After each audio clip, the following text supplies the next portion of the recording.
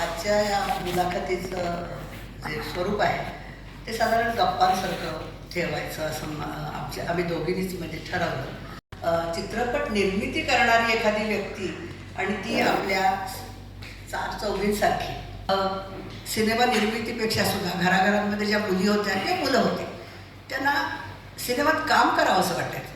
म्हणजे खंडहर इतने खूबसूरत आहे तो इमारत किती बुलंद होगी. त्यावेळेला किती सुंदर असणार दिसत होती आणि होती पण तर सिनेमात काम न करता तुला याच्यामध्ये निर्मिती करावी असं का वाटलं? म्हणजे पहिला जो आमचा चित्रपट होता आयुष्यपथ, तर त्याची निर्मिती मी नाही केलेली, पण चित्रपट क्षेत्रात त्या निमित्ताने पहिलं पाऊल पडलं आयुष्यपथच्या निमित्ताने. मी गाणं शिकावं, त्याच्याकरता शास्त्रोक्त गाण्याची तालीम माझी 4थ्या वर्गात असल्यापासून सुरू झाली. तुला नृत्य पण खूप चांगलं जमतं.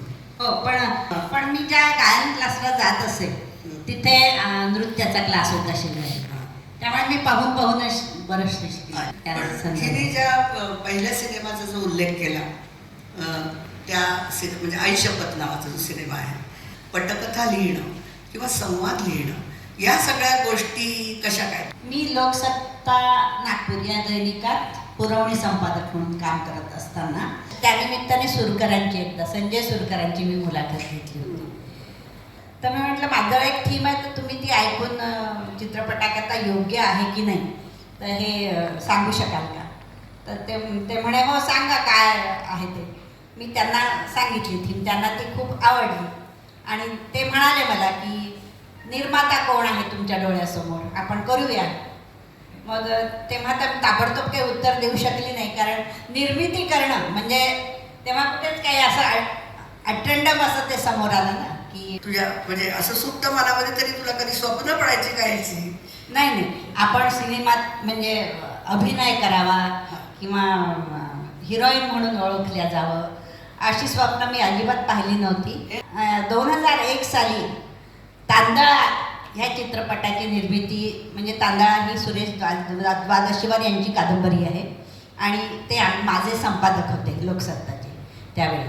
तर तेव्हा त्या कादंबरीवर हेमंत देवधर हे दिग्दर्शक जे आहेत आणि समीर दीक्षित निर्माता म्हणून ही जोडगोळी त्यांच्याकडे आली होती आणि त्यांनी तांदळावर चित्रपट करू म्हणून प्रस्ताव मांडला होता त्यांच्यासमोर. तर त्यांनी द्वादशीवार सरांनी अशी अट घातली की मग हिरोईन आम्ही म्हणू ती तुम्ही घ्या. तर त्यांनी माझं नाव सुचवलं तेव्हा, पण ते निर्माते पळून गेले काहीतरी फायनान्शियल कारण. नेहमीचं घडतं. तो विषय तात्पुरता तिथल्या तिथे थांबला. त्यालाच म्हणतात ना गाजराची पुंगी, वाजली तर वाजली नाही तर मोडून खाल्ली. अशा पद्धतीने तिचा हा अप्रोच होता या सिनेमाकडे. पण आयुष्यपथची निर्माती माझी मैत्रीण होती प्रतिभा मेंढेकर. तर निर्माता म्हणजे आपल्याला एक पैसा लागणार नव्हता, पण त्यावेळी सुद्धा चित्रपट क्षेत्रात आपण प्रवेश करायचा का ह्या एका प्रश्नावर खूप गदारोळ उठला होता आमच्या घरात. मी जे बघितलं आत्तापर्यंत तिच्या मिस्टरांना पण मी ओळखते, आनंद आशिरगडे. ते MSCB सुपरिटेंडंट इंजिनियर होते, म्हणजे रिटायर झाले. त्यांनी इतका सपोर्ट केला फायनान्स करता. नवऱ्याने हे केल्याशिवाय, मदत केल्याशिवाय बाई आपलं घर गहाण ठेवू शकत नाही. म्हणजे काय झालं की आयुष्यपथला मला उत्कृष्ट चित्रपटाच्या कथेसाठी मधुसूदन कालेलकर हे शासनाचं पारितोषिक मिळालं आणि त्या सिनेमाला अभूतपूर्व यश मिळालं. पहिली गोष्ट एकतर चित्रपटाच्या कथेला हिला प्राईज मिळालं. तर मग हे असं झाल्यानंतर निर्मितीच्या क्षेत्रामध्ये आपटण्याचा अनुभव पण आला का? हो, आता तांदळाच्या संदर्भात काय झालं की आम्ही 3 प्रोड्युसर म्हणजे आमचे साथीदार होते 2, पण साधारण पाव सिनेमा झाल्यावर त्यांनी ते बॅकआउट झाले. त्यामुळे फायनान्सचा प्रश्न तर हा मोठा आणि आवश्यक असतो तो. तर आमचं शूटिंग होतं फलटणला आणि फलटणला आसावरी जोशीचं म्हणजे त्या दिवशी तिचा शेवटचा शॉट, हिरोईन आहे त्याच्यामध्ये, असं शेवटचा तिचा शॉट होता आणि त्याच्यानंतर तिला तिचं पेमेंट द्यायचं होतं. तर म्हणजे त्यावेळी ते बॅकआउट झाल्यामुळे आमच्यासमोर असा प्रश्न आला तर आम्ही काय केलं की तिचा जो शॉट होता तर तो त्या दिवशी म्हणजे तिची ती भूमिका संपली असती तर ताबडतोब पैसे द्यावेच लागले असते, जे का वांदण ठरलं होतं ते. त्यामुळे काय केलं की आम्ही सुरकरांना ह्यांनी सांगितलं की तुम्ही तिचं म्हणजे थोडंसं डिले करा शूटिंग. आणि मग ते नागपूरला गेले, घर गहाण टाकलं, नागरिक सहकारी बँकेकडनं कर्ज घेतलं, इकडे आले आणि म्हणजे या कानाचा कोण बाकीच्यांना काही झाला नाही काही, पण ती परिस्थिती ओढवली होती आमच्यावर. पण आमचं म्हणजे अमेरिकेत सुद्धा आमच्या चित्रपटाला सेकंड बेस्ट फिल्म म्हणून PMMच्या अधिवेशनात कौतुक करण्यासारखं आहे. मुख्यतः एक गोष्ट मला आणखीन तुला विचारायची आहे की खूप मोठ्या खटपटीनंतर सिनेमा एक तयार होतो, निर्मिती होते, सृजन होतं, परंतु डिस्ट्रीब्युशन सादिक चितळीकर नावाचे म्हणजे नंबर 1 डिस्ट्रीब्युटर आहेत ते. आता ते झी टॉकीज काम करतात. तर ते असल्यामुळे आम्हाला म्हणजे आई शपथ या चित्रपटात प्रतिभा शिंदेकर माझी जी मैत्रीण आहे तर तिला फायदा झाला. म्हणजे बॉक्स ऑफिसवर पहिल्या आठवड्यात आई शपथ नंबर 1 वर. तर या बाबतीमध्ये जसं डिस्ट्रीब्युटर तुम्हाला मिळाला, कारण अमरावतीचे तुम्ही होतात म्हणा, आणि विदर्भामध्ये अमरावती हे सिनेमाचं हे आहे केंद्र, आधी तिथे लागतं. अमरावतीला आधी रिलीज होतात आणि मग नागपूरला, म्हणजे नागपूर मोठं आहे, अमरावतीपेक्षा खूप मोठं आहे.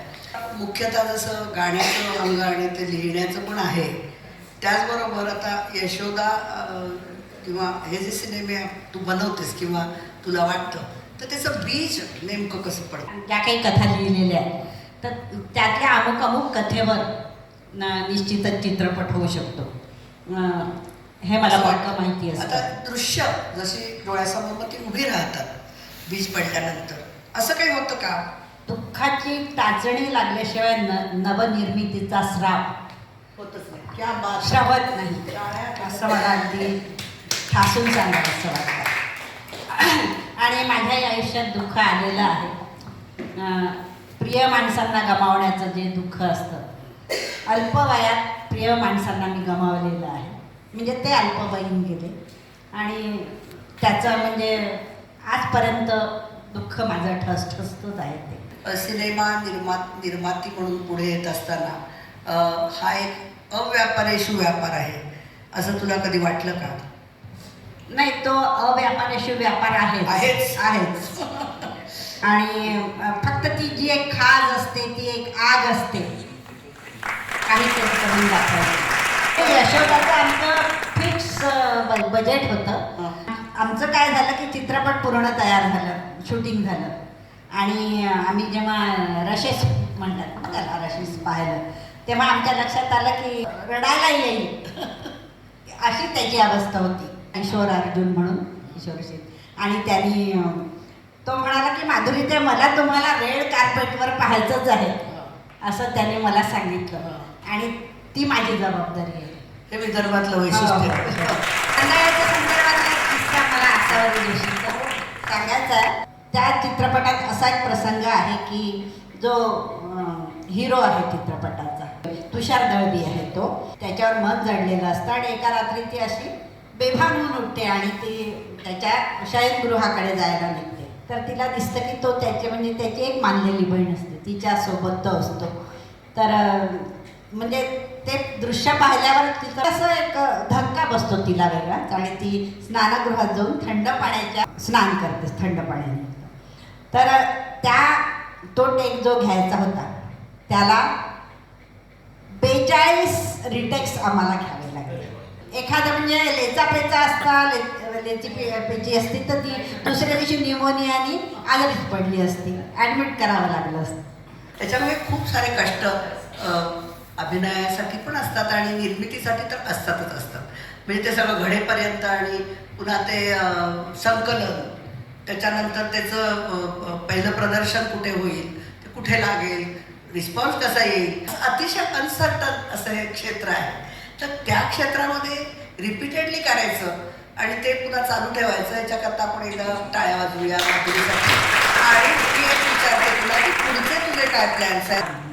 शॉर्ट फिल्म जी आहे यशोदा, ह्याला सुद्धा आम्हाला म्हणजे मी स्वतः सेन्सॉर बोर्डावर होती तरी कशा अडचणी येतात ते सांगते. तर आम्हाला ह्याला ना अनुदान मिळतं गोव्यातनं आता शॉर्ट फिल्मला. तर ह्या शॉर्ट फिल्मला अनुदान मिळवायचं असेल तर आपल्याला सेन्सॉर सर्टिफिकेट घ्यावं लागतं. तर सेन्सॉरसाठी आम्ही गेलो होतो. 3 महिने झाले आमचं सिनेमात पाहायला नाही आहे सेन्सॉर.